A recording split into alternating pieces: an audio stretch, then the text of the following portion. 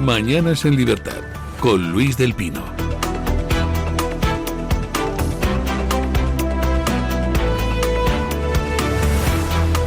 Ocho y 4 minutos, 7 y 4 en las Islas Canarias. Vamos con las noticias de las 8 con la ayuda de doña Carmen Carbonell.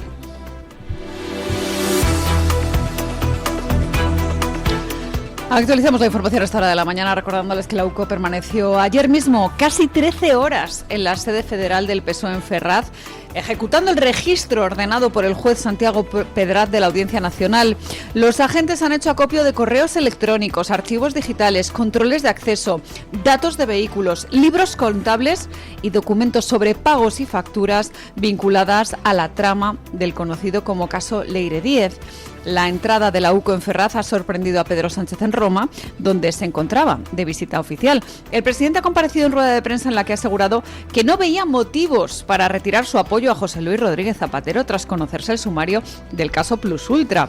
Y también defendió que las investigaciones judiciales no impugnan la gestión de su gobierno ni los presuntos logros de su mandato. Se supone que teníamos que escuchar unas palabras de Sánchez, pero nos ha dado mucha pereza, así que... Mejor, no Luis, mejor, ponemos, ¿no? mejor. Porque ¿para qué escuchar a este señor que lo único que hace es mentir? Ayer encima se permitía el lujo, ya saben ustedes, aquello de dientes que decía la Pantoja. Si me esperan que estés hundido por tal, entonces enseña mucho los dientes y ya parecer que estás muy feliz. Eso intentó ayer Pedro Sánchez en esa rueda de prensa, donde se permitió hacer bromas. Hay algunos compañeros que dicen que son conscientes de que si hubiera mañana elecciones, pues yo sacaría un resultado extraordinario y por eso quieren que adelantemos las elecciones, pero no las voy a adelantar porque no se deben adelantar elecciones por interés partidista. De verdad hace falta estar mal de la pelota para tratar de ser gracioso, que no lo es, en unas circunstancias como las que vivimos ayer. Que te han entrado en la sede del partido, tío, la Guardia Civil, que están investigando una trama mafiosa con la que tú, todavía el juez no te ha imputado, pero vamos, tiene todo el aspecto de que vas a acabar pringao, con la que tú trataste, tú o alguien debajo tuyo, por órdenes tuyas o para agradarte, trataste de cortar las investigaciones contra el Partido Socialista, trataste de acabar con la carrera de jueces, trataste de acabar con la carrera de fiscales, trataste de acabar con la carrera de guardias civiles, recurristeis a la amenaza, al soborno, al intento de intercambiar prebendas por información y encima todo poniendo como ejecutores auténticos pringaos como la Leire Díez. Aparecen en la trama pues numerosos personajes conocidos.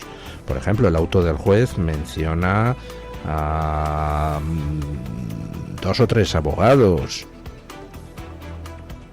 no como imputados, pero como partícipes en el asunto, lo cual deja la duda de si serán imputados próximamente.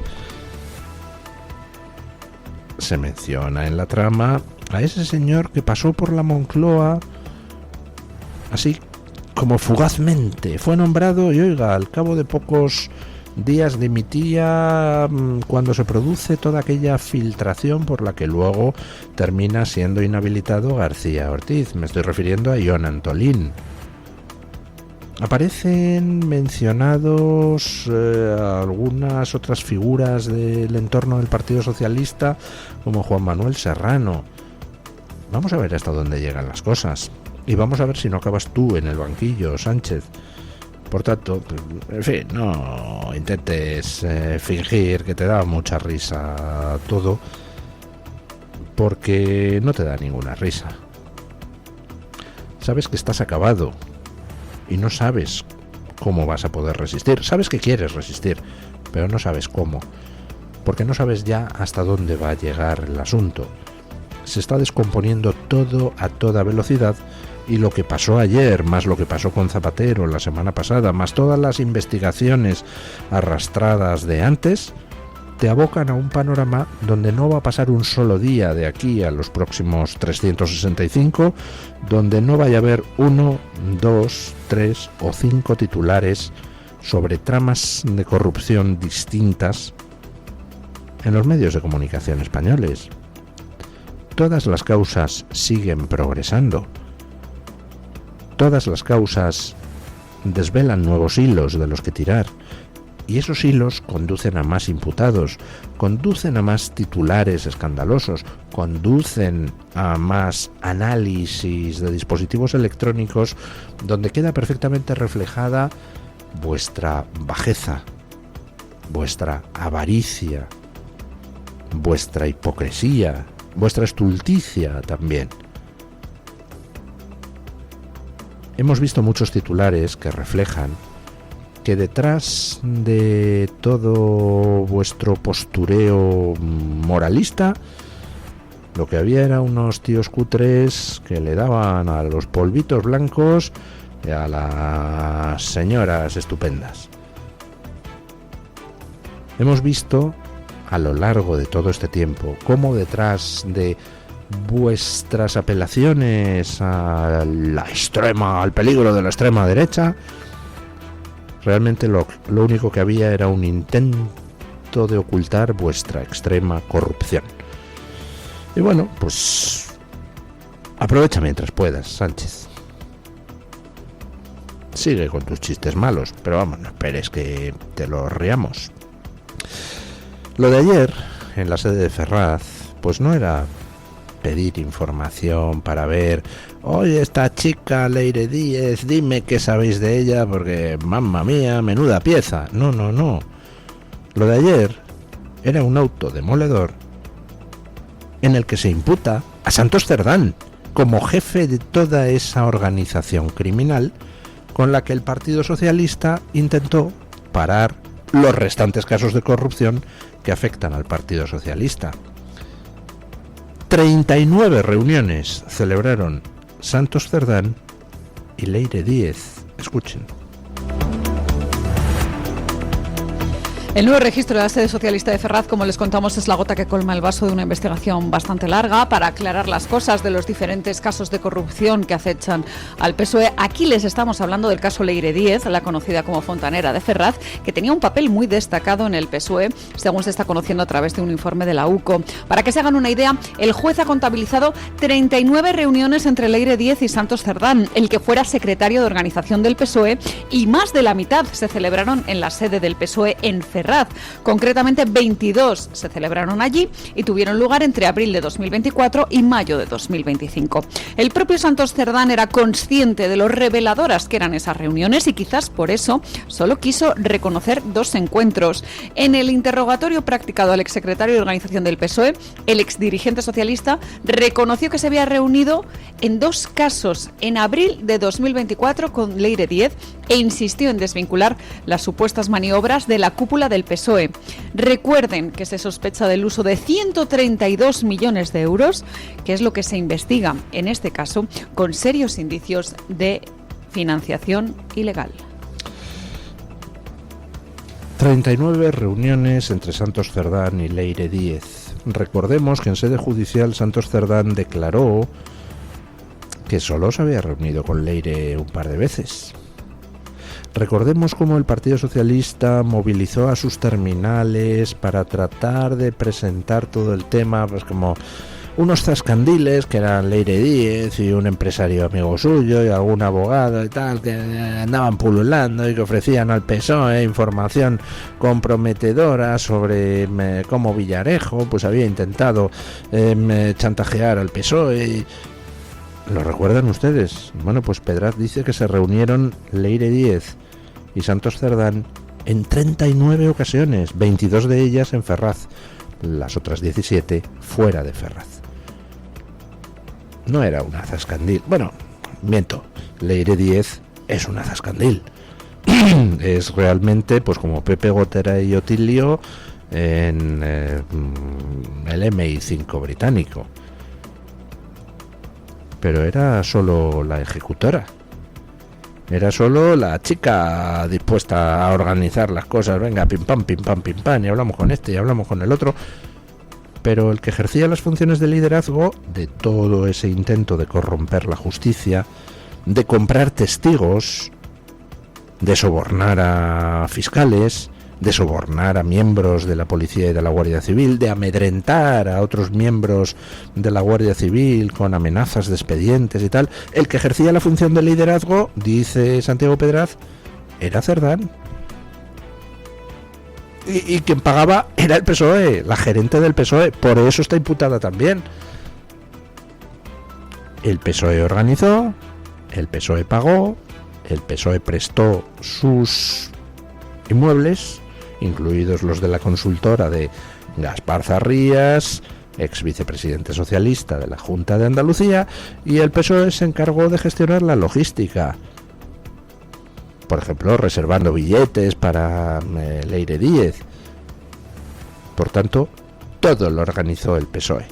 Y Leire Díez era simplemente la ejecutora, que se puso en contacto pues con gente diversa y trató de llegar a unos y a otros, y lo hizo todo tan mal que la grabaron en todas partes.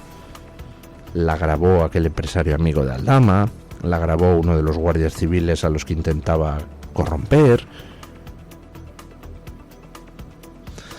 Al final, Leire Díez echó mano también de periodistas, y aparece por ahí alguno como Rusiñol. Ahora hablaremos de ello. Escuchemos qué dice el auto al respecto.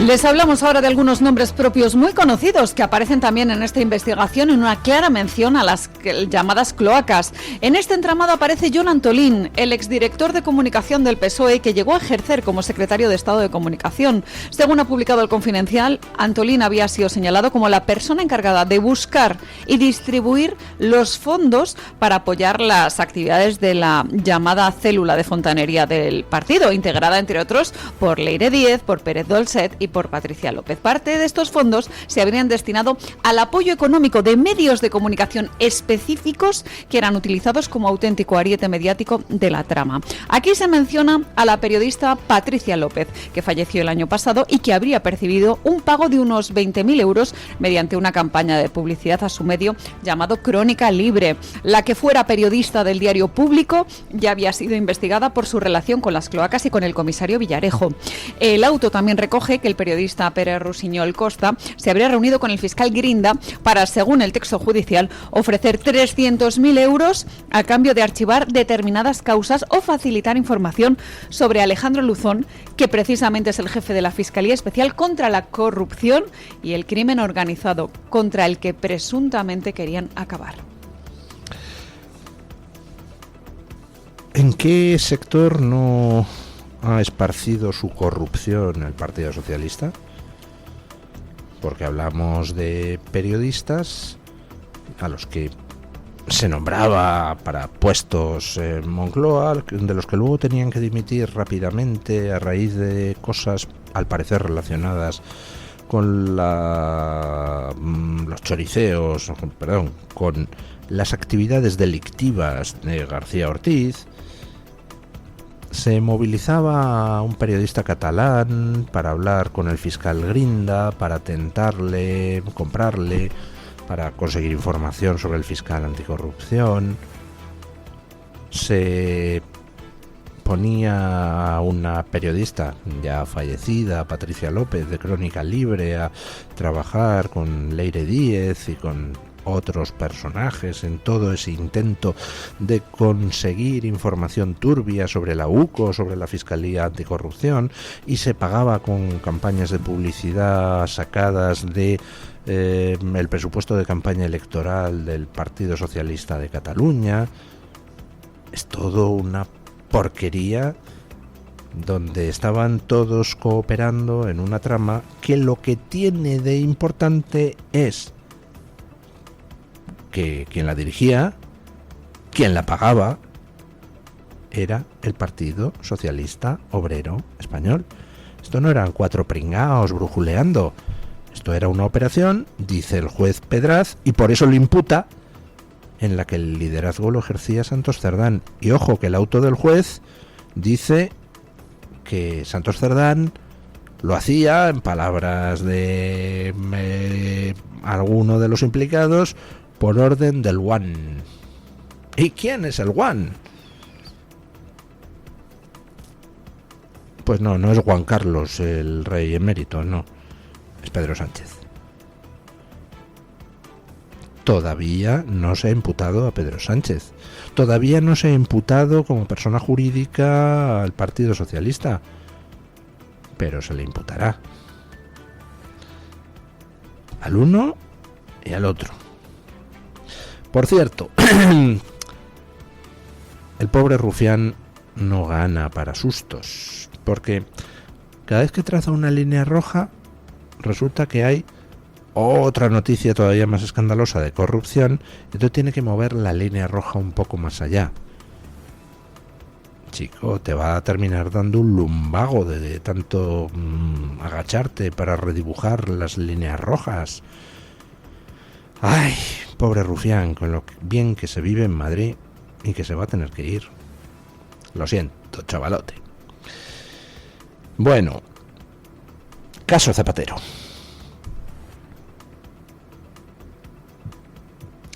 La fiscal superior de Madrid, pues parece que le va a pasar las facturas al cobro a las fiscales de Álvaro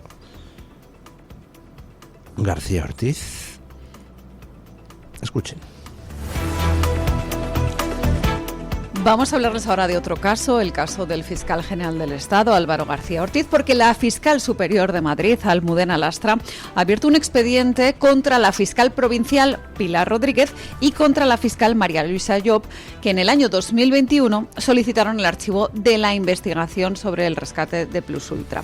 La fiscal superior de Madrid ha remitido el expediente a la Inspección Fiscal tras una denuncia presentada por Justicia Europea al aparecer a ambas fiscales mencionadas en este sumario. Los informes policiales incorporados a la causa recogen mensajes intervenidos en los que los integrantes de la presunta trama hablan de torpedear la investigación judicial iniciada en los juzgados de Madrid. En uno de esos mensajes relacionados con el caso Zapatero, enviado en el entonces dueño de Plus Ultra, Rodolfo Reyes, se menciona la necesidad de hacer un kitchen cabinet y se alude a los contactos con la Fiscalía para influir en el procedimiento, según la documentación judicial.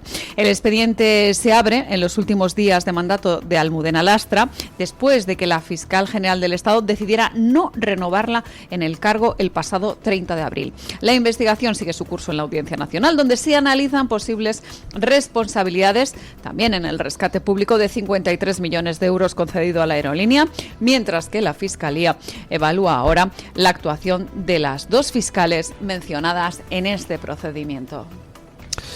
El comportamiento de la Fiscalía en el caso Plus Ultra pues fue escandaloso.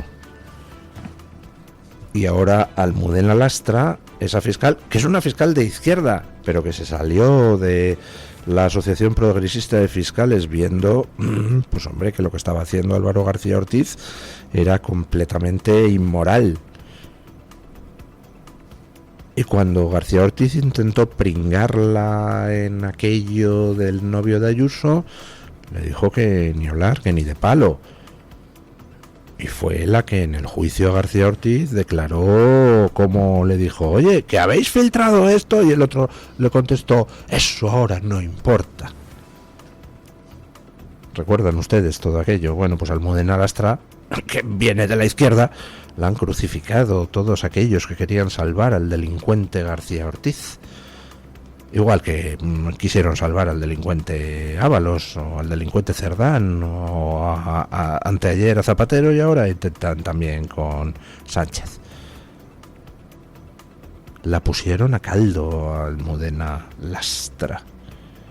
Bueno, pues Almudena Lastra ha recibido una denuncia de, oiga, según las informaciones periodísticas, Los de la trama de Zapatero decían que tenían comprada a la... Vamos, que era amiga, la fiscal jefe de Madrid, esa que salió a apoyar a García Ortiz, la que quería echar un poco más de cianuro en la nota sobre la filtración de los datos de la pareja de Ayuso. Bueno, y Almudena Lastra pues ha debido de decir: os dije que arriericos somos, y en el camino nos hemos encontrado.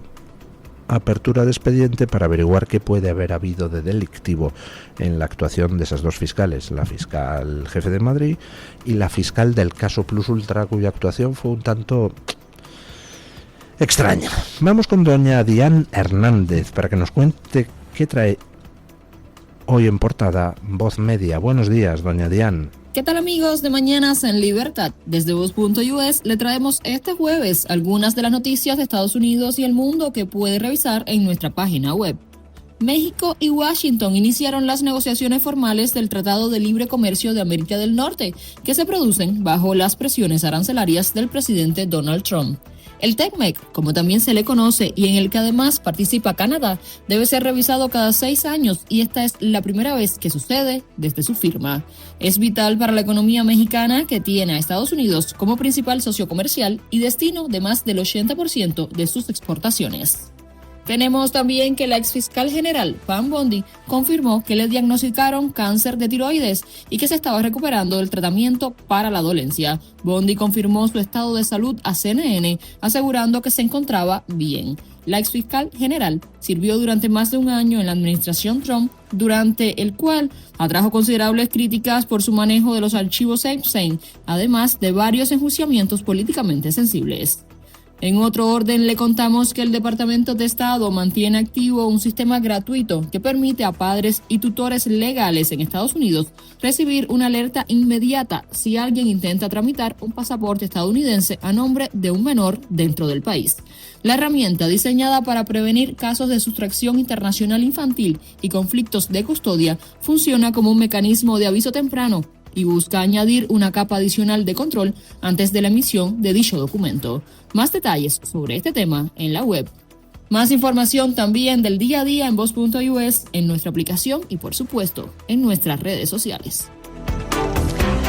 Muchas gracias, Dianelis. Nosotros nos vamos ahora a la información del tiempo para contarles que seguimos con una jornada marcada por el calor en amplias zonas del país. Después, ya lo saben, una pequeña pausa publicitaria y nos iremos a la tertulia de aquí de Mañanas en Libertad. Hoy nos visitan Javier Martínez Fresneda, el director de NEOS, y también Julián Victoria, de Vox Madrid. Pero ahora, la información del tiempo.